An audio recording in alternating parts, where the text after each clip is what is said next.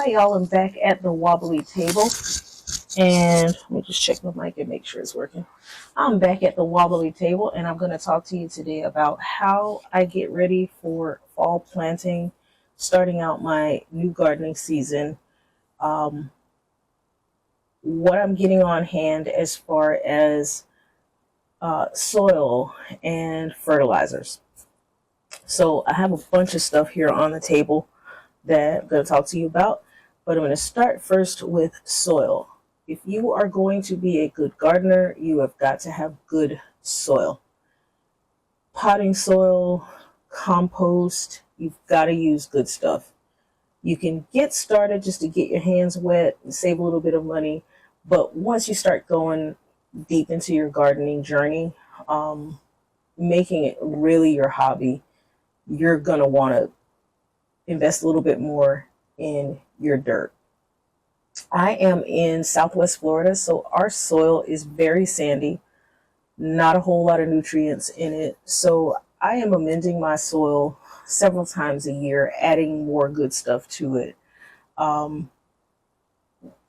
What I've been using for the last couple of years now is the Espoma Land and Sea compost. I will also get black cow manure, and I also use Espoma chicken manure to add to my soil. So I'm not always using the same exact thing. Sometimes it's just a matter of, you know what, I got a few dollars, let me go and buy a couple bags of compost and just throw them down because I need to feed my plants. So Land and Sea Gourmet Compost is my primary compost that I will be adding as I get started planting this fall. And it's been working well. My soil is improving. I'm finding a lot more life in my soil. Tons of interesting little creatures that are living down in there and helping to break down the organic matter that's there, and it's feeding my plants. I'm not having to fertilize quite as often as I used to. And I'm going to credit that to adding good compost. I do start several containers, and in my containers I am now using the Espoma organic potting soil. It's been working out pretty good for me. It doesn't have any fertilizers in it, and that's the part that I like about it. I can control a little bit better what's going into my plants. If I'm going to be planting something that needs to have a little bit of a boost, a little bit more fertilizer, something that's a little bit hungrier, something that needs to retain a little bit more moisture, I'm using the Miracle-Gro moisture control potting mix. And I'm looking over here so that I can remember the names of all of these things because I've got them piling up here in front of the garage, just to get my stockpile going. So those are the primary 3 bags of dirt that I'm buying. Also, as I'm getting ready for the new season, I'm stocking up on mulch. Whatever mulch it is that you're deciding that you want to use, you want to try to have a little bit of that on hand so that when you're planting and you're disturbing your soil, you have some mulch available that you can go ahead and remulch around those plants to help suppress some of the weeds that are going to come up. You can't get rid of the weeds. They're going to be there. If you're going to garden, you know you're dealing with weeds. But save yourself a little bit of headache. When you dig your holes, just put some mulch down. Put some mulch down. So try to have a couple bags on hand. Right now, I think I have six on hand, 2 cubic foot bags, which is a good start for, fall planting. I'll probably pick up about 6 or 8 more bags before September and have that on hand ready to go.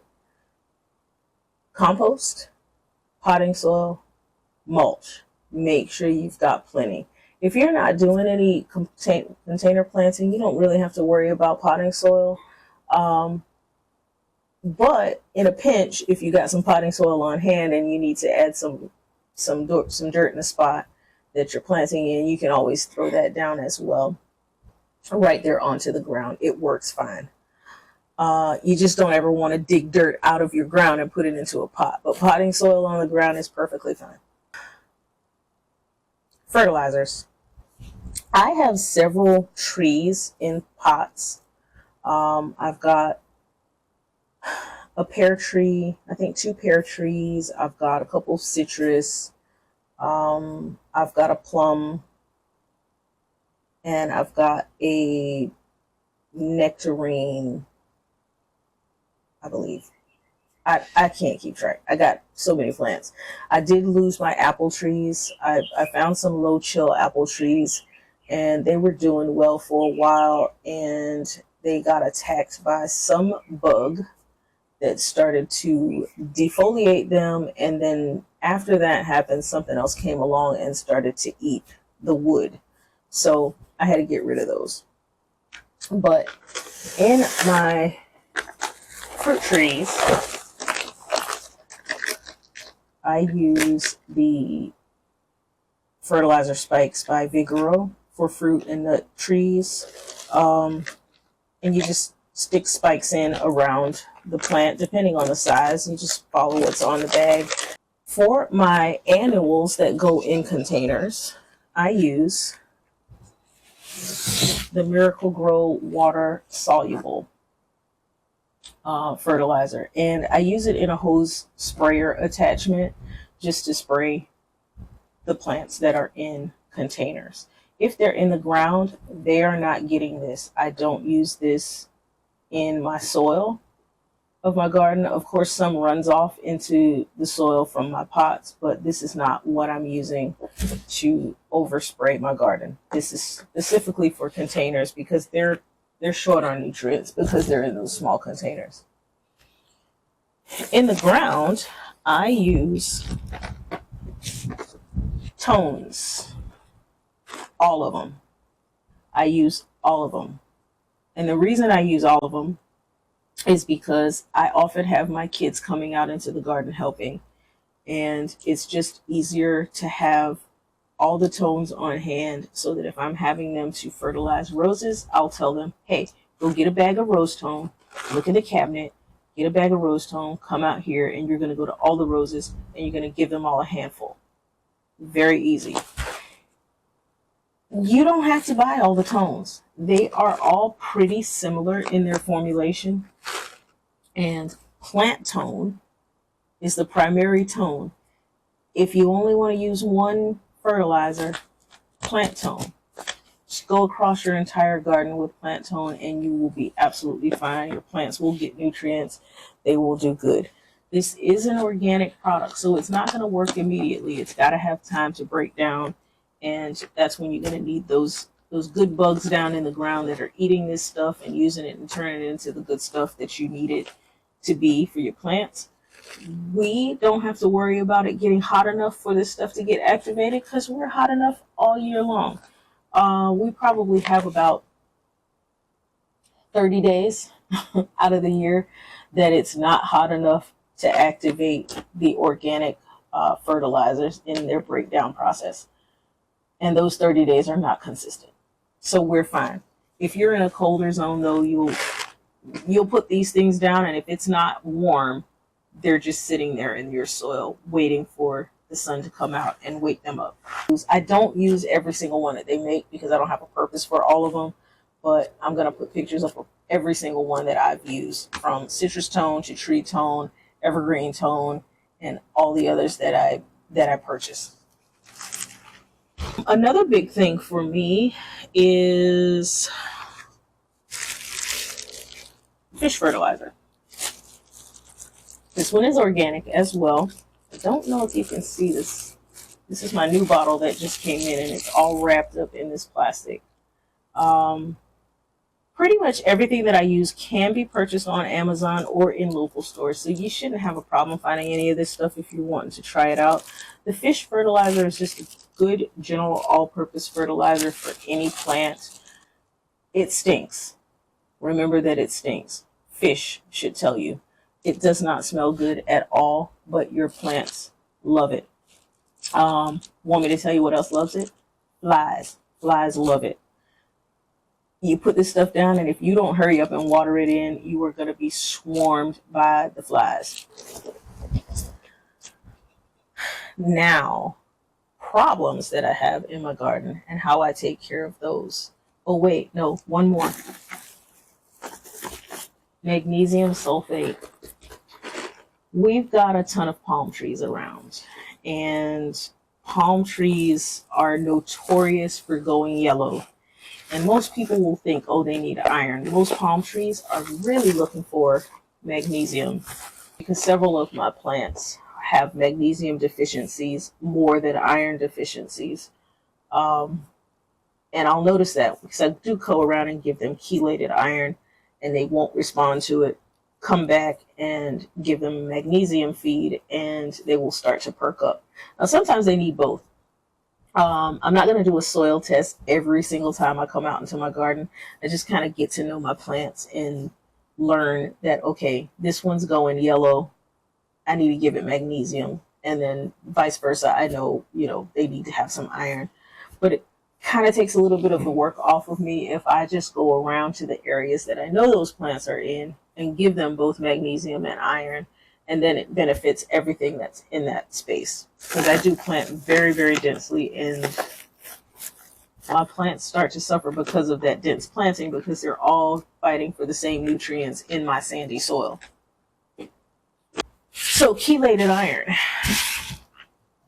These are the two products that I use for chelated iron. I use the granulated, and it's really more like a powder. I don't know if this one has a cap on it. It's a powder, and it's very, very red. And when you put it down, everything that it touches will be red. Everything it splashes against will be red. Your fingers will be red. Your boots will be red. But your plants will be happy. This I do get on Amazon. It is available on Amazon. And if you are a Garden Answer watcher, they also sell it in their store. So if you want to patronize them, go on over and buy it from them instead of buying it from Amazon. And I also use a liquid chelated iron for general sprays for my lawn and for big expanse spaces in a garden bed. I will use the liquid. When it comes to taking care of some problems in the garden, these are my go-tos. The Captain Jack's Dead Weed Brew. I also have the Captain Jack's Lawn Weed Brew for things that grow into my grass. We have St. Augustine sod here. I keep BT on hand so that, especially once I get seeds going and I've got vegetable plants going, those caterpillars are coming in and they're going to start munching, and I will use the BT to take care of those guys. Don't really like to kill a whole lot of them because part of nature. They're doing me some favors. They can be pests, but I don't want to get rid of all of them because then my birds don't have anything to eat. Then my birds won't hang around in the yard and take care of the bad things. So it's kind of like trying to get a little bit of a balance. I'll let the caterpillars eat a few things, but if they start getting a little out of control, BT is what I'm going to use. I also keep the fungicide 3 on hand because I lost most of my orchid collection with another virus that came in, and I'm not happy, so I'm kind of holding back on my orchids for a while. I was almost at a point of tears because I lost so many of my orchids all at one time to another virus. But the fungicide 3 works well for orchids and roses and pretty much any plant that you will get fungus, insects, and mites on. You can find this stuff at pretty much any big box store, Walmart, Home Depot, Lowe's, pretty much anywhere you can find this.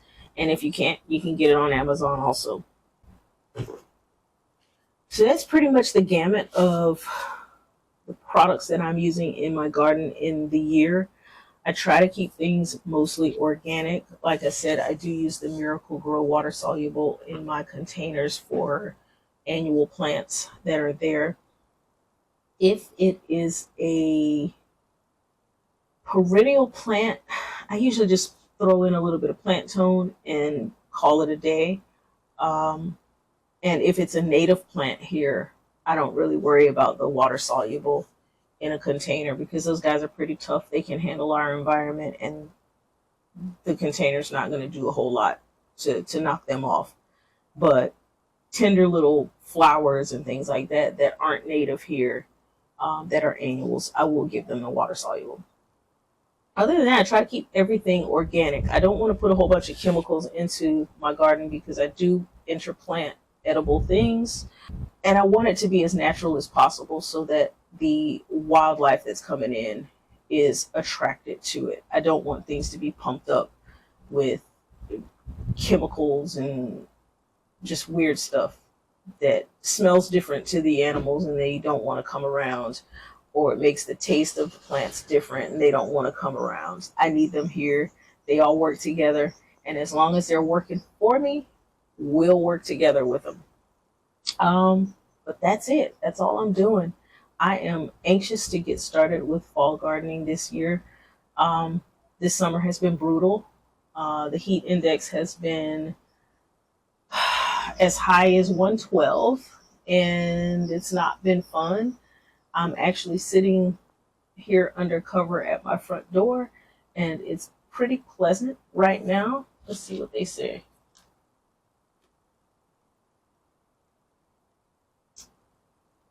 Right now, it is supposedly 84 degrees. Doesn't feel like 84 degrees, but probably because I'm undercover and I'm not out in the sun, because the heat index says that it feels like 98 out there. I don't want to go out there and find out. I'm going to start some seeds here on this table because it's nice and cool, and I just cleaned the lanai, so I don't want to mess it up out there. I'll mess up the front porch here. So until the next video, guys, I will try to come up with something interesting. I don't want to do any more cleaning videos. I've got a ton more to clean in the next 4 to 5 weeks before my season gets started. I don't want to do any more cleaning videos. I'm tired of making them. I'm tired of editing them, and I'm sure you are tired of watching them. So let me think about what I'm going to do next. And until then, I will see you guys in the next video. Bye, guys.